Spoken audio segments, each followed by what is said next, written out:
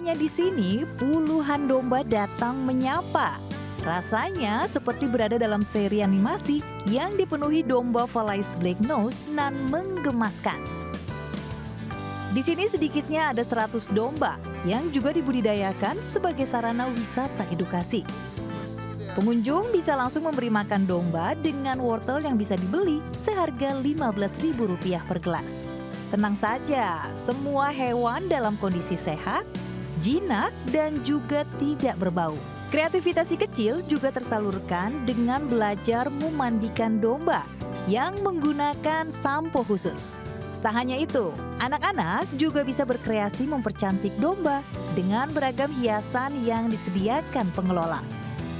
Wah, jadi cantik dan lucu sekali kan domba ini?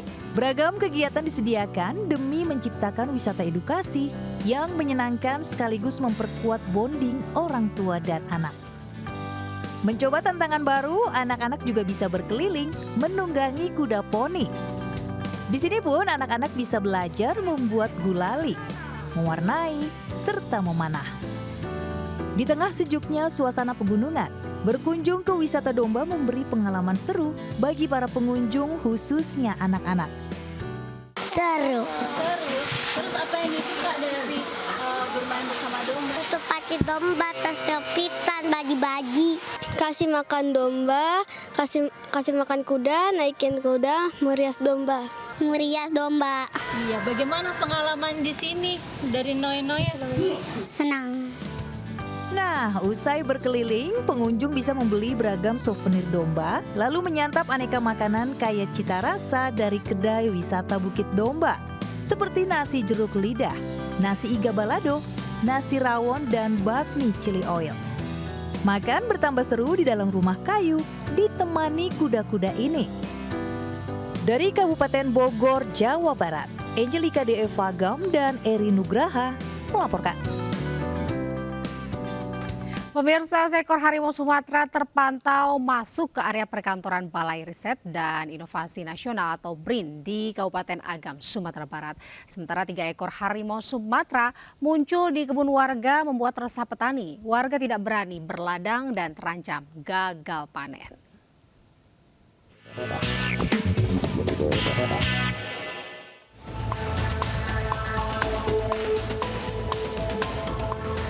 Kemunculan harimau Sumatera di kawasan perbukitan Koto Tabang, Nagari Kotorantang, Kecamatan Palupuh, Kabupaten Agam, Sumatera Barat, mendadak menghebohkan petugas perkantoran BRIN dan warga sekitar.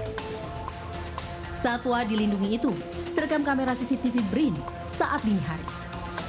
Dalam rekaman CCTV, harimau Sumatera tersebut mengelilingi gedung perkantoran hingga menuju area observasi di belakang kantor. Keterangan petugas jaga BRIN Agam, kejadian ini pertama kali diketahui setelah warga menemukan jejak kaki diduga milik harimau di luar pagar kantor. Kita masuknya dari kantor yang ada di sebelah kiri sana. Jadi jelas terlihat bahwa itu adalah seekor harimau Sumatera. Untuk sementara diliburkan dulu, kerja di rumah dulu. Terkait peristiwa ini, Balai Konservasi Sumber Daya Alam atau BKSDA Sumatera Barat menetapkan status siaga 1. Dan tim lapangan pun akan dikerahkan melakukan penanganan bekerja sama dengan tim gabungan dari TNI, Polri, serta relawan. Upaya pengosongan areal perkantoran dilakukan dan membatasi aktivitas warga di sekitar lokasi. Diduga, harimau terisolasi setelah masuk ke area perkantoran saat mengejar anjing milik warga. Dari Agam, Sumatera Barat, Wahyu Sikumbang melaporkan.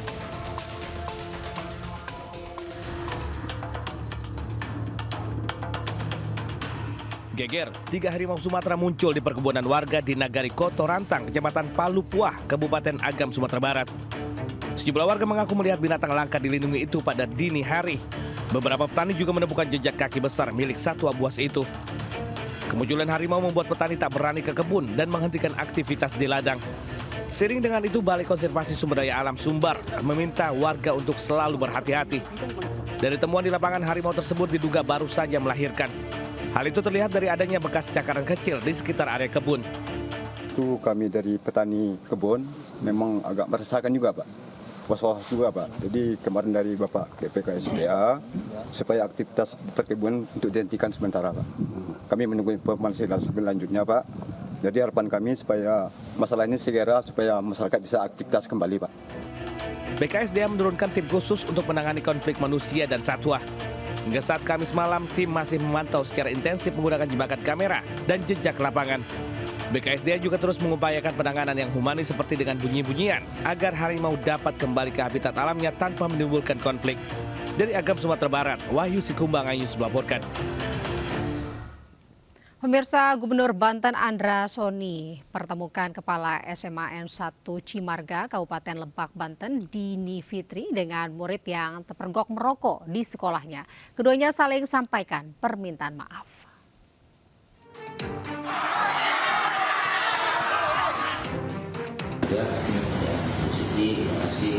Inspirasi lagi ya, jangan lupa positif, jangan rajin.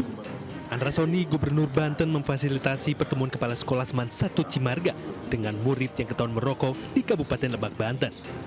Pertemuan tersebut juga dihadiri oleh wali kelas murid dan digelar secara tertutup dari awak media. Usai pertemuan, Dini dan murid saling memaafkan. Selain itu, Gubernur Banten Andra Soni akan kembali mengaktifkan Dini Fitri sebagai Kepala Seman 1 Cimarga. Sebelumnya, ratusan siswa SMA Negeri 1 Cimarga berhamburan ke halaman sekolah melakukan aksi menolak kekerasan di lingkungan pendidikan di Kabupaten Lebak, Banten. Aksi ini dipicu setelah seorang siswa dipukul oleh kepala sekolah lantaran terpergok merokok. Aksi protes berlangsung damai namun penuh emosi.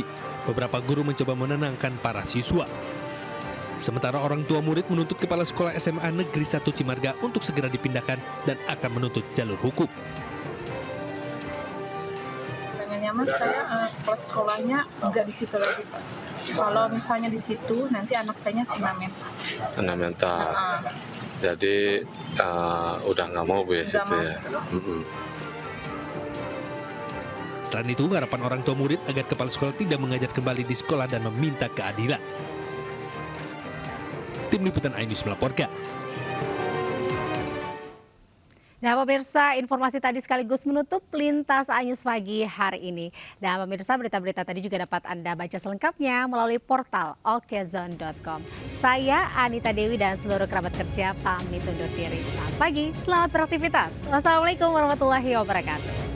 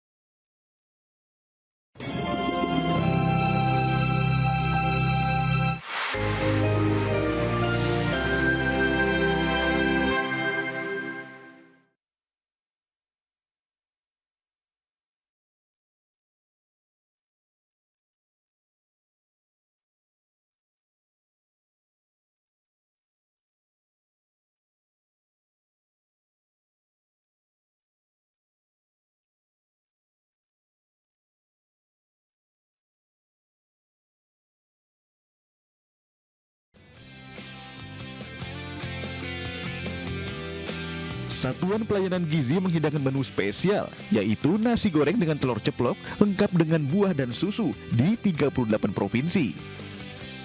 Hal ini dilakukan untuk merayakan ulang tahun ke-74 Presiden Prabowo pada Jumat 17 Oktober 2025. Pasalnya, menu ini adalah makanan kesukaan Presiden Prabowo. Dan lihat saja, siswa dan siswi di seluruh Indonesia yang menerima pun menyambut dan menyantapnya dengan wajah bahagia.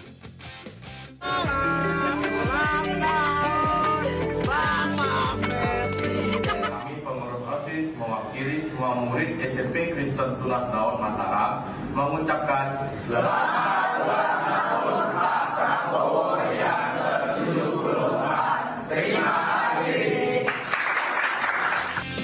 Tak lupa mereka mengucapkan terima kasih dan selamat ulang tahun kepada Presiden Prabowo. Kita beralih ke informasi luar negeri pemirsa. Serangkaian serangan udara Israel menggempur Lebanon Selatan pada Kamis waktu setempat. Serangan yang disebut dengan menargetkan infrastruktur Hizbullah ini mengakibatkan 1 orang tewas dan 7 orang lainnya terluka.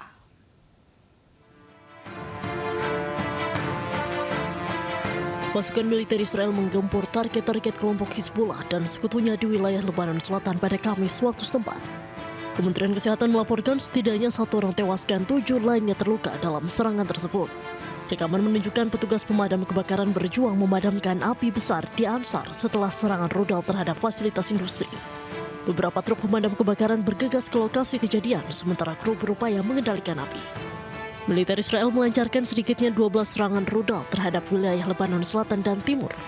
Di antaranya menyerang distrik Marjayon, Sidon, Nabateh, Bin Jebil, dan Baalbek.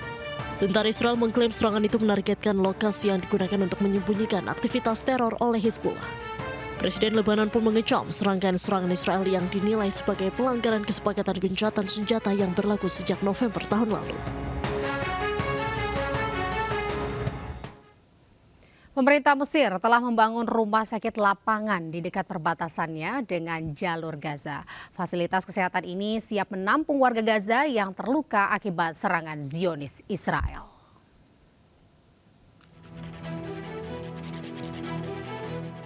Rumah sakit lapangan di Sheikh Zayed, Mesir siap digunakan untuk warga Gaza yang terluka. Rumah sakit yang terletak 14 km dari Gaza ini dilengkapi dengan 20 tempat tidur, ruang operasi, dan unit medis tambahan. 3 hunian rumah sakit telah dialokasikan untuk menampung para korban luka Gaza.